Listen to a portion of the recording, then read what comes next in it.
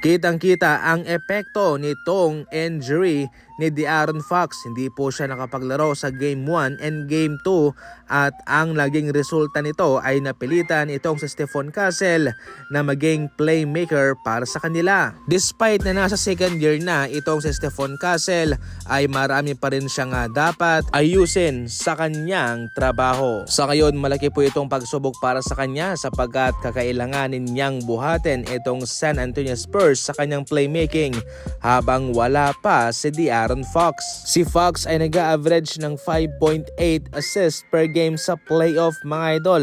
Malaking numero yan. Ang kanyang presensya kung siya ay makakabalik ay malaking tulong para sa kanila. Siyempre, dagdag scoring option na rin para sa San Antonio Spurs. Ngayon habang wala pa siya at si Dylan Harper ay kailangan po rito na marami ang dapat na mag-ambag. Isa na nga rin po si McLaughlin sa mga tumulong galing off the bench. Maganda ang kanyang naging ambag at sa susunod na mga laban kung hindi pa rin po makakabalik si Fox at si Harper, mukhang siya na ang ipapalit muna pansamantala sa posisyong gwardya. Sa kabila ng pagmamanage sa ngayon ni Bob Myers sa 76ers ay hindi pa rin naman po siya ang full-time president nito. Bale sa mother company nagtatrabaho itong si Bob Myers bilang presidente. Ngayon na wala pang GM at presidente, ang Sixers siya muna ang pansamantalang nagmamanage nito.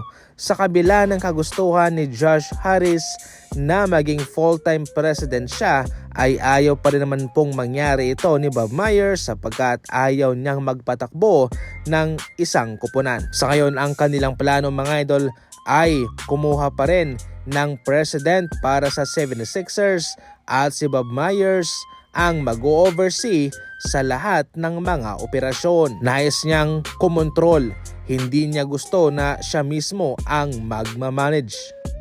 Samantala, alam mismo ni Wembanyama na ginagawa raw ng OKC ang lahat para sila'y mapigilan at yung ginagawa raw ni Hartenstein ay okay lang sa kanya sapagkat mayroon silang karapatang gawin iyon especially sa gantong laban na napakataas ng kompetensya. Ayon pa mismo kay Wembanyama, hindi na siya bago doon sapagkat sa kanilang mga nagdaang laban sa playoff sa first and second round ay ganoon din naman ang kanyang napagdadaanan. Kaya wala raw excuse na kung sila'y natalo at tatanggapin nila mga idol ang nangyari at babawi na lamang sila sa Game 3 ng kanilang laban. Sa ngayon, tie na po ang kanilang series mga idol.